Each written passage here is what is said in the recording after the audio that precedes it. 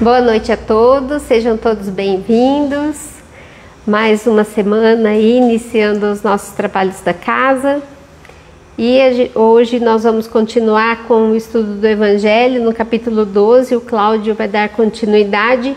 Amai os vossos inimigos, dos itens 1 e 4, retribuir o mal com o bem.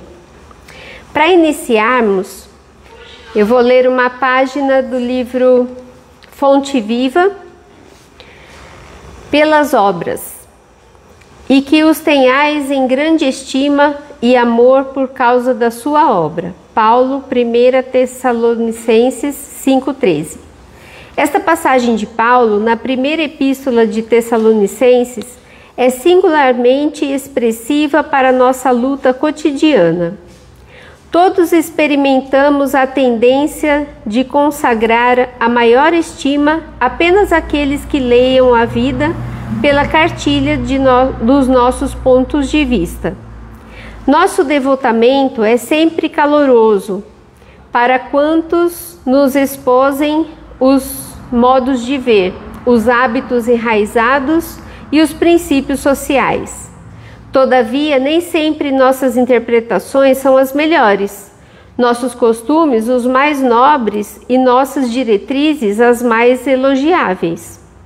Daí procede um impositivo de desintegração da concha do nosso egoísmo para dedicarmos nossa amizade e respeito aos companheiros, não pela servidão afetiva com que se liguem ao nosso roteiro pessoal, mas pela fidelidade com que se norteiam em favor do bem comum.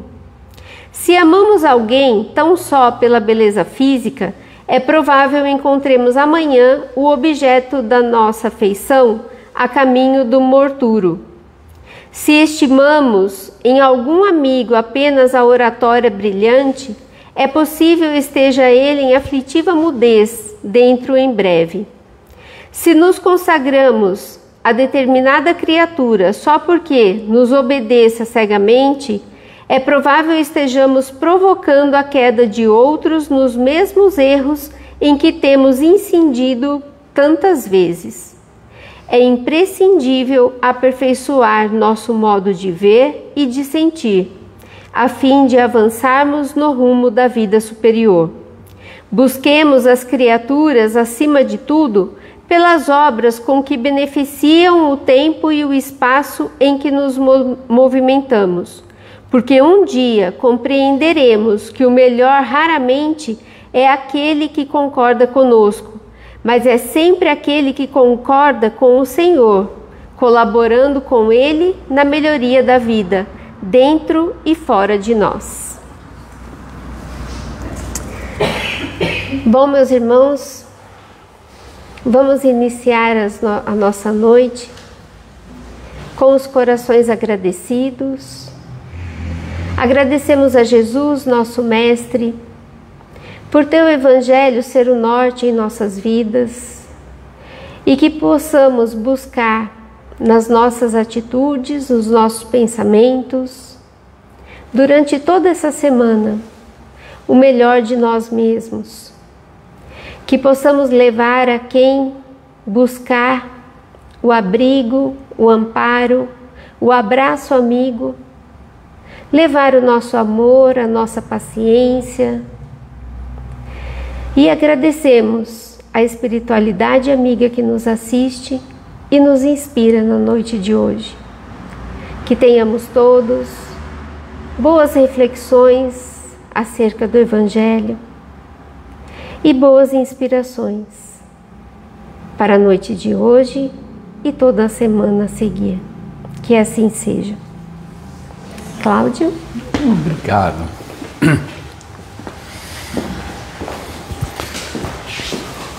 Boa noite a todos. Sejam todos bem-vindos, encarnados e desencarnados, para a lição de hoje, que é uma lição bastante difícil. É difícil até para mim, tá? E a gente vai entender. Porque na nossa passagem carnal, a gente encontra muitos inimigos, correto?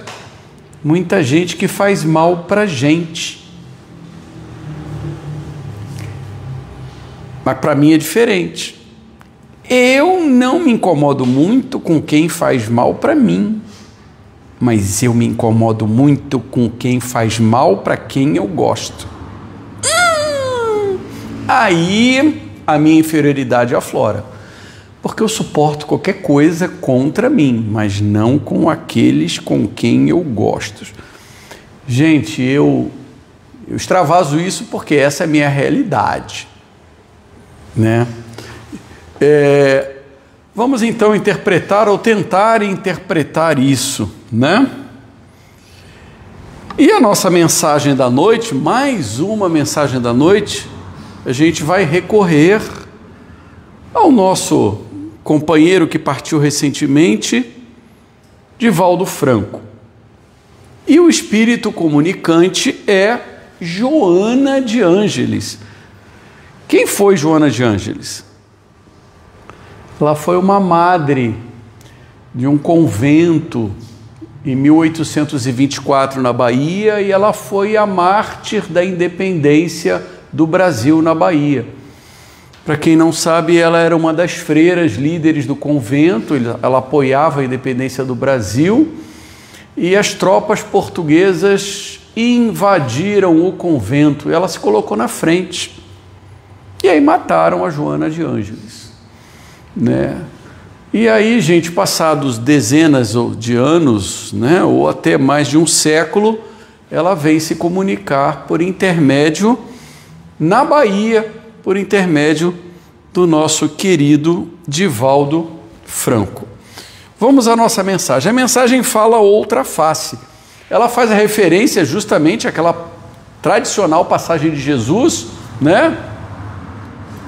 Dai a outra face, né? Se alguém for bater na tua face, dá a outra face, né? E a gente não está acostumado ainda nesse nosso mundo de expiações de prova com essa conduta. Vamos lá. Aprenda a dominar os impulsos da raiva, porque a existência terrestre não é uma viagem deliciosa ao país róseo da alegria sem fim. Então nós não estamos aqui a passeio, tá?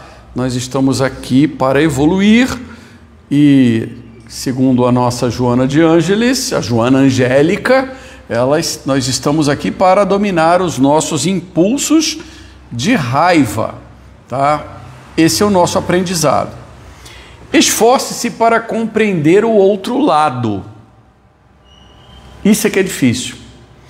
A forma como os outros encaram as mesmas ocorrências. O que ela quer dizer aí? Gente, para a gente aprender a perdoar, para a gente aprender a compreender os nossos inimigos, a gente tem que entender o lado dele. E às vezes, é claro, não é o nosso lado. Uma vez uma psicóloga disse para mim: a pessoa que faz o mal, ela nem se lembra do mal que fez, né? Então eu tenho algumas pessoas aí que são minhas desavenças, elas nem sabem que são, porque elas fizeram mal para mim ou para as pessoas que eu gosto, e ela não está nem aí. É igual, como dizia é igual o chuveiro elétrico, ela liga e ela acha que estava na boa. A gente tem que compreender o outro lado. Se alguém te atormenta, é porque se encontra necessitado de ajuda e não de combate. E o que a gente está acostumado a fazer é dar combate. É a sua forma de chamar atenção para a sua solidão, para a sua angústia, para a sua falta de humildade, né? Para o seu orgulho. Fogo com fogo aumenta o incêndio devorador. Lei da física. Treine colocar no braseiro a água da paz, e se apagarão as labaredas ameaçadoras. Oferecer a outra face é mais do que expor o lado contrário, a fim de sofrer nova investida da perversidade. Trata-se da face moral, nobre, que se encontra oculta, aquela rica de sentimentos elevados que distingue uma criatura da outra. A outra face é o anjo adormecido nas paisagens luminescentes do teu mundo interior. Ali você possui tesouros de amizade e ternura que desconhece. Com essa, a brutal, a reagente, a defensiva, você já está identificado, devendo encontrar-se cansado de vivenciá-la. O bem é a meta que todos devemos alcançar. Não te permita se perturbar pelas emoções doentias e viciosas que te consomem, destruindo as tuas mais caras realizações espirituais. Você é responsável pelos seus atos? Qual semeador que avança? Seara dentro, atirando os grãos que irão germinar com o tempo. Certamente muitos se perderão, outros, no entanto, produzirão multiplicadamente, ensejando colheita superior ao volume semeado. Semeia bondade e colherá alegria de viver, nunca revidando mal por mal. Gente, um espírito superior que foi martirizado no nosso processo de independência, realmente tem uma visão que é difícil para a gente tentar compreender. E a gente começa falando da passagem evangélica de São Mateus, né? Aquele maior dos evangelhos. E vamos lá, Jesus pregando para os seus discípulos. Vamos lembrar que Jesus disse uma vez: eu não vim... eu não vim derrogar a lei e os profetas, mas dar cumprimento. Essa era uma forma política dele de dizer também que, olha, eu vim trazer um upgrade. Tá? O que é um upgrade? É uma mensagem mais avançada daquelas que vocês estão acostumados, porque até então valiam as leis de Italião, e no próprio Velho Testamento as leis diziam ainda olho por olho, dente por dente, né? Ou seja, com ferro, quem fere com ferro será ferido. E há 2031 anos atrás, Jesus então encarnou e veio com uma nova mensagem. E nessa nova mensagem, ele trouxe o upgrade da lei do amor, que nós estamos aqui batendo cabeça e até hoje é difícil colocar em prática. Vamos ver a mensagem da época. Vocês já aprenderam o que foi dito. Ame o seu próximo e irrite os seus inimigos. Olha só. Então, aquele povo já estava bem habituado a amar o próximo, aquele ente querido. Mas todo mundo queria irritar, né? Ou ter ódio dos seus inimigos. Entretanto, o upgrade, eu digo, amem seus inimigos, façam o bem aos que lhes odeiam, e orem por aqueles que lhes perseguem e caluniam, para que vocês sejam filhos do Pai que está no céu, pois Ele faz o sol brilhar para bons e para os maus, e faz chover sobre os justos e os injustos. Ou seja, Deus está funcionando para quem é bom e para quem é mau. Porque se vocês amarem somente aqueles que eles amam, qual será a vossa recompensa? Vocês não serão melhores que os outros. E eu estou aqui para fazer, segundo Jesus, que vocês sejam melhores. Não fazem assim também os corruptos e cobradores de impostos do Império Romano? Tá? Claro que isso não é uma tradução literal, mas é uma tradução, puxa vida, os corruptos e os cobradores de impostos do Império Romano. A gente vive até hoje essas pessoas fazendo mal para a gente, né? Se apenas saudarem os seus irmãos, o que estão fazendo a mais do que os outros? Não fazem assim também os infiéis?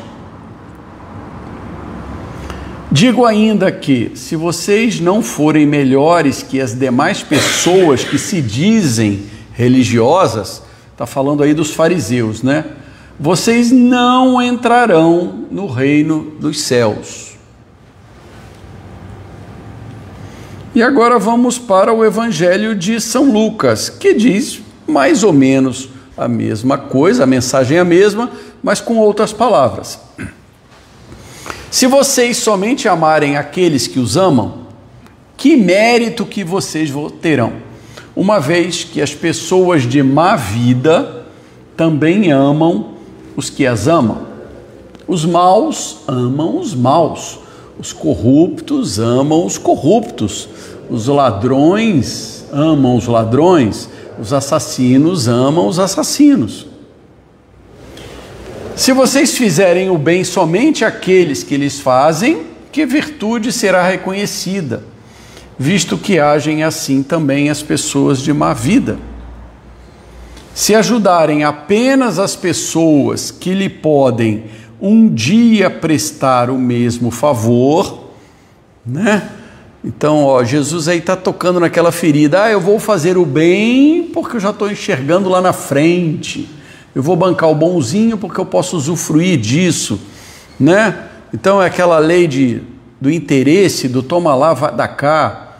Que mérito vocês terão? Aí você não vai ter mérito nenhum, já que os ruins também se ajudam, olha só, entre si para terem a mesma vantagem. Por sua parte, vocês terão que amar os seus inimigos, fazer o bem a todos e ajudar sem esperar alguma coisa, sem esperar recompensa. Então é aquela ideia de fazer o bem esperando recompensa. Nem sempre uma recompensa material, mas eu vou fazer isso porque eu vou agradar a Deus, eu vou ficar bonzinho e a minha recompensa já não vale. Já não vale. Então muito grande será a recompensa como filhos do Pai, que é bom para os ingratos e até para os maus. Tenham então muita bondade em seus corações, pois a bondade e o amor do nosso Pai por todos nós, ela é infinita. Tá? Gente, quantas vezes em nossas vidas nós sentimos ofendidos, injustiçados ou atacados? E qual é a nossa primeira reação? Né? Algumas palestras atrás eu falava sobre perdão, né? O poder do perdão. Um psicólogo americano que estuda o Dr. Fred Luskin, ele fala que a primeira reação de ódio, de querer revidar, isso ainda é muito natural. É difícil nós domarmos os nossos instintos. Então a primeira reação é de ira. Isso é normal, mas que a gente tem que conter isso aí. A gente tem que procurar domar esses instintos e não evoluir isso, né, para um chamado, né, uma reação de mágoa, né? Isso aqui é terrível. E aí vem Jesus e vem com uma alternativa revolucionária. Então, gente, a mensagem de Jesus, ela é revolucionária. Responder ao mal com o bem. Extremamente difícil, né? E aí acrescenta Jesus: não se combate o mal com o mal, porque você alimenta o chamado ciclo vicioso da violência. Se o indivíduo fez o mal, mas ele nem percebeu que ele fez o mal a você, e você vai e faz o mal e retribui o mal, aí agora ele vai guardar, e aí vai ser aquele enfrentamento do lá, do cá, do lá, do cá. Como a gente está vendo agora ali nas guerras que estão acontecendo, né? Um manda o míssil, aí eu falo, não posso deixar isso barato, tem que mandar o míssil de volta. Aí manda o míssil e isso nunca acaba no ciclo de violência. O mal só tem força enquanto o alimentamos. Quando respondemos com o bem, a gente desarma o agressor. A gente coloca o agressor para pensar, o cara não reagiu?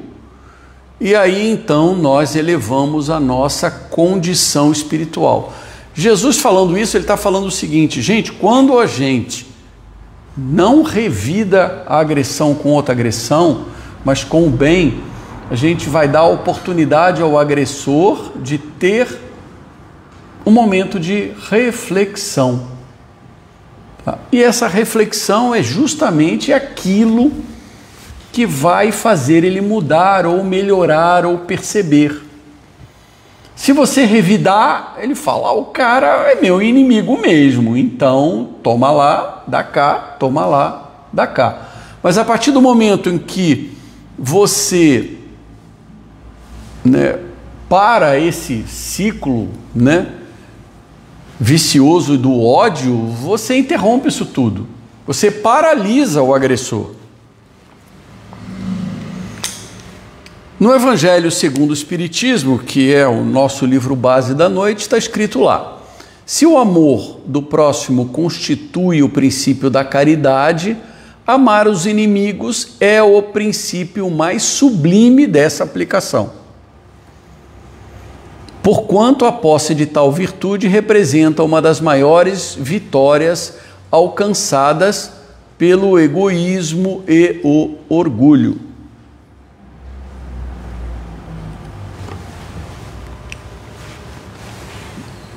Vamos a Chico Xavier, Chico Xavier trouxe muitas mensagens, Uma delas que falava é justamente isso: perdoar é libertar-se do mal. Se alguém te feriu, ora por ele. O mal de hoje é a lição de amanhã. Ou seja, quando nós sofremos uma agressão, um mal, uma injustiça, a gente entende sempre como uma injustiça, Na verdade, aquilo é uma justiça divina, porque é a oportunidade da gente evoluir, da gente compreender o agressor, Quando a gente perdoa alguém, a gente não está concedendo indulgência a ninguém. O perdão é uma cura para a gente mesmo. Senão a gente fica alimentando aquela mágoa, aquele ciclo de ódio. Isso é que faz mal para a gente. E a gente só consegue vencer isso quando a gente consegue compreender o nosso agressor e pensar que, poxa vida, vamos se colocar numa posição superior nessa hora, para a gente que está no mundo inferior e a gente tem ainda o tal do orgulho. Vamos enaltecer um pouco esse nosso orgulho e vamos nos colocar numa posição, vai ser o último slide dessa aula, vamos nos colocar numa posição superior àquele que faça o mal. O orgulho agora vai fazer bem, ele vai trabalhar favoravelmente a favor da gente, tá? Então vamos mostrar que nós somos melhores do que aquele que nos agride. Vamos lembrar de uma história muito interessante. Vocês sabem quem foi Bezerra de Menezes, Doutor Bezerra de Menezes. Aí é uma foto dele já um pouco jovem, Bezerra de Menezes, além de médico, de um médico extremamente caridoso, ele era político. E uma das suas pautas era a defesa da abolição. Ele lutava contra a escravidão. E ele tinha um desafeto na Câmara, que era o Barão do Cotegipe. O Barão do Cotegipe era defensor da escravatura. E eles tinham debates acalorados na Câmara dos Deputados da época do Império. E ele, assim, Barão do Cotegipe, fazia de tudo para destruir na tribuna o Bezerra de Menezes, inclusive partir para a ofensa e para a calúnia. Então, Barão do Cotegipe falava que Bezerra de Menezes tinha interesse na abolição da escravatura porque ele tinha uma preferência sexual por mulheres negras. E quando Bezerra de Menezes ficou viúvo com filhas, não sei se vocês sabem, né? Mas o Bezerra de Menezes perdeu sua mulher, acho que foi com tifo, muito jovem. E ele tinha crianças pequenas. E aí o que aconteceu? Quem veio cuidar na fase final da doença da sua esposa e depois dos filhos dele era a sua cunhada mais nova. E depois ele se casou com a sua cunhada. Que o Barão do Cotegipe foi para a tribuna. Porque o Bezerra de Menezes é um indecente, ele já tinha uma relação com a sua cunhada, e falava aqueles absurdos para ele. E o Bezerra acabou casando com a sua cunhada, algum tempo depois. Tá? Bom, a coisa evoluiu, e o Barão de Cotegipe, na fase final, já tinha abolido a escravatura, ele caiu numa desgraça política, empobreceu um pouco e contraiu uma doença. E ninguém queria atender o Barão do Cotegipe em casa. Naquela época, só quem chamava médico em casa era quem tinha muito dinheiro, mas era muito comum que Bezerra de Menezes fosse na casa dos pobres. E aí, quando ficou sabendo que o Barão de Cotegipe estava muito doente, Bezerra de Menezes falou: eu vou lá ver o meu companheiro da Câmara. E ele foi e fez a consulta. E chegou na hora, o Barão de Cotegipe, poxa, ficou assim: você, Bezerra, eu estou chamando um médico, ninguém vai me atender, é você que está vindo, mas eu te ofendi tanto, companheiro, né? Eu te caluniei tanto. Aí ele reconheceu isso, né? E o Bezerra medicou ele, atendeu, ele melhorou. No final, o Barão de Cotegipe: olha, quanto é a consulta? Bezerra de Menezes falou: não é nada não, eu vim aqui justamente para te ver e era necessário a nossa reconciliação. Tá? Nesse momento, foi 1889, né? 1890, a abolição já tinha acontecido, né? E Bezerra de Menezes era um vitorioso, e o Barão do Cotegipe, né, o seu cálculo econômico de que a escravidão era necessário para a manutenção da riqueza da nação foi por água abaixo. Então, um grande exemplo de Bezerra de Menezes. Mas aí, gente, agora vamos voltar aqui para o nosso nível basal de mundo, de espirituzinho, de expiações e provas. Poxa, quer dizer então que eu devo ter o mesmo afeto? Tá bom, não vou fazer o mal àqueles que eu odeio ou que me fazem mal. Mas quer dizer então que eu devo ter o mesmo afeto ou carinho que eu tenho por uma pessoa amiga ou muito querida, que por uma pessoa que me odeia e quer mal? E aí, gente, jogo a pergunta para vocês. Então, eu vou amar a todos. Ai, meu inimigo, vou abraçar, dar beijinho, né? Não vou tomar cuidado com ele. Pô, se o cara te odeia, te quer mal, e é teu inimigo, você não vai tomar cuidado. Você vai amar a ele como? Hein? O que vocês acham? É essa a proposta de Jesus?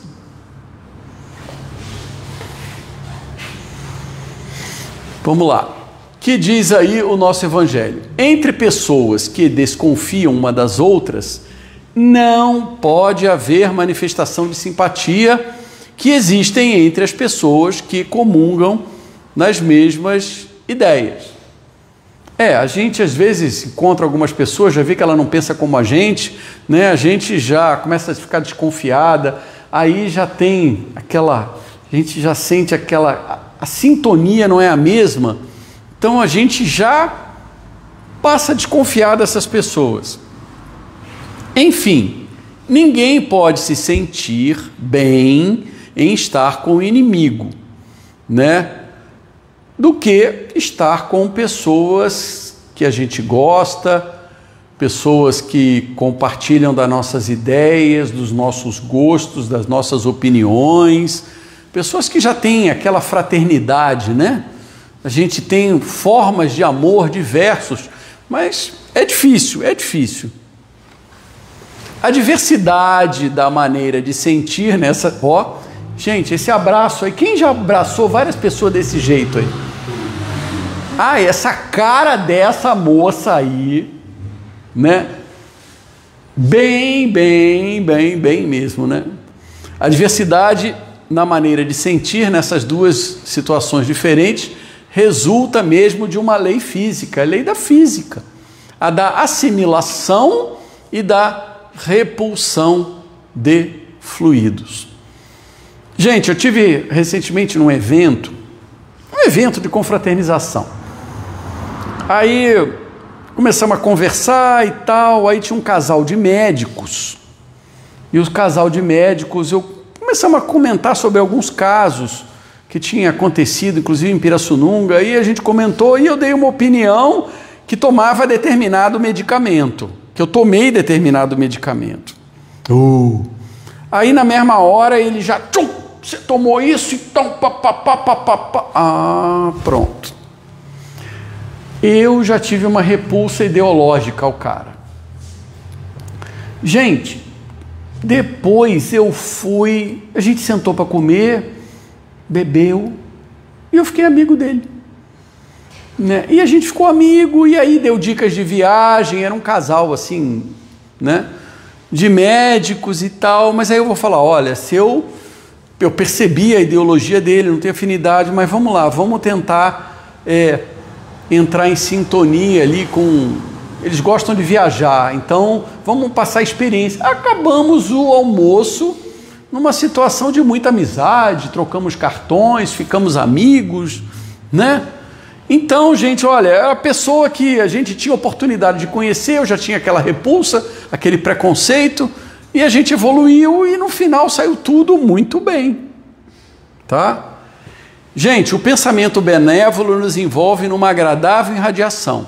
Daí a diferença das sensações que se experimenta a aproximação de um amigo ou inimigo. É muito bom quando a gente encontra uma pessoa que a gente gosta, né?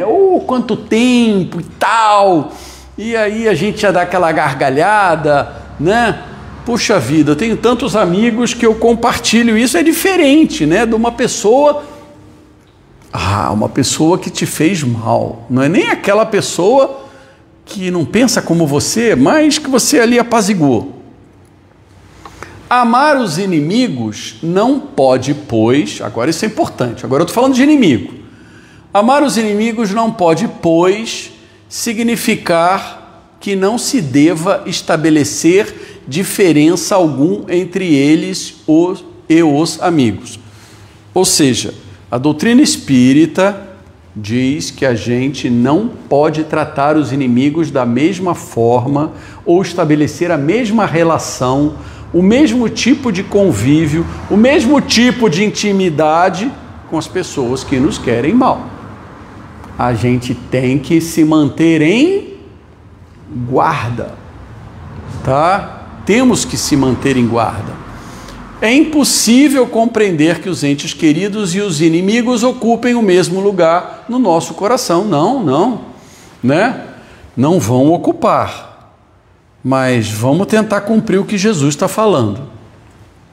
Na questão 154 do Livro dos Espíritos, Jesus disse: amai até mesmo os vossos inimigos. Jesus está falando, o upgrade é esse, até mesmo. Ora, amar os inimigos não é... Aí é Kardec que está perguntando, hein? Ora, amar os inimigos não é contrário à nossa natureza e a inimizade não provém da falta de simpatia entre os espíritos? Aí o espírito de verdade responde: é certo que ninguém pode devotar aos inimigos um amor terno e apaixonado. Você pode até desenvolver no futuro isso. Não foi isso que Jesus quis dizer. Amar os inimigos é perdoar-lhes, ou seja, isso é um bem para você, né? Você não deve guardar mágoa e lhes retribuir o mal com o bem. O que assim procede se torna superior aos seus inimigos, ao passo que aquele que procura vingança se coloca abaixo deles. A frase de fecho dessa palestra é de um político americano que é fantástica. Amar, se manter em guarda. Amar os inimigos não é, portanto, ter-lhes uma afeição que não está na natureza, ou ter a mesma confiança que um amigo. Não é para confiar. O contato com o inimigo nos faz bater o coração de um modo diferente. A gente treme de medo. Muito diferente. Bater de tensão, de medo. Não é como uma pessoa que a gente gosta. Então é impossível a gente desenvolver o amor na mesma sintonia das pessoas que a gente gosta. É muito difícil. Amar os inimigos é não guardar ódio, nem rancor, nem desejo de vingança. É perdoar-lhes. Isso é um bem para você. Sem pensamento oculto e sem condições. O mal que nos causem. É não opor nenhum obstáculo à reconciliação com eles. Eu estou passando por um momento no meu setor de trabalho que eu estou restabelecendo uma boa relação com um colega de trabalho que eu não tinha há um tempo atrás. E a pessoa já teve alguns entreveros comigo, de graça. Você sabe por quê? Porque ela fez mal para uma amiga minha. E o que eu falei? Qual é o meu defeito? Eu dou a face, mas fez mal para quem eu gosto, eu não consigo, é difícil. E aí houve um evento lá e a pessoa me pediu uma opinião para ajudar, né? E eu ajudei, apoiei, assessorei, e de repente a pessoa ficou minha amiga. E hoje eu convidei para ela entrar na minha sala e ela me tomar um café. E ela abriu a bolsa e me deu um bombom. Né? E eu aí comi um bombom com ela e ficamos amigos e batemos papo e veio umas opiniões e tal, né? Essa relação não é que ela me odeia, mas ela odiava essa pessoa que eu gostava muito, né? Que já desencarnou. Vamos lá, isso aqui. Amar os inimigos significa querer o bem para eles, não o mal. É sentir alegria quando as coisas acontecem com eles. Eu estou sentindo alegria nessa pessoa. Puxa vida, ela me deu bombom, ela ficou minha amiga. Isso aconteceu hoje, esse bombom. Foi hoje. Né? Você sabe por que eu agi assim? Porque eu estou estudando para aula. Nossa, gente. Porque um tempo atrás a pessoa não me passava. Mas eu falei, eu vou estudar, eu tenho que dar o exemplo. E fiquei, hoje deu certo, gente. A experiência de hoje deu certo. A Kátia deve saber, a Kátia está rindo. Né? A Kátia convive no mesmo trabalho que eu. Vamos lá, amando os nossos inimigos, agora vamos lá. A pessoa é má, né? Amando os nossos inimigos, não estaremos apoiando a perversidade e a continuidade do mal? Gente, uma coisa não tem nada a ver com a outra, tá? Se amar o seu inimigo não significa que você vai concordar com o mal que ele está fazendo. Não tem nada a ver uma coisa com a outra. Não, pois esse amor não tem por fim aprovar as suas atitudes, mas sensibilizá-los para a necessidade de se reformarem intimamente. Então, às vezes, a gente fazendo bem, a gente está dando justamente aquela oportunidade da virada da chave. É a virada da chave, né? A gente está entrando ali numa outra fase. O próprio malfeitor se corrigirá do mal, mediante o sofrimento que ele experimentará decorrente de sua má conduta. Gente, o remorso é uma dor excelente. É a melhor coisa que a gente tem. O sentimento de remorso é terrível. Quando você descobre que fez mal para alguém, às vezes sem querer, e você percebe isso. Então, quando a gente reage fazendo bem para quem nos fez o mal, é a oportunidade de virar a chave, né? Dele que ele experimente as bênçãos do remorso, as bênçãos do remorso, que ele começa a perceber. De que forma podemos amar os nossos inimigos? Agora vamos ser objetivo, hein?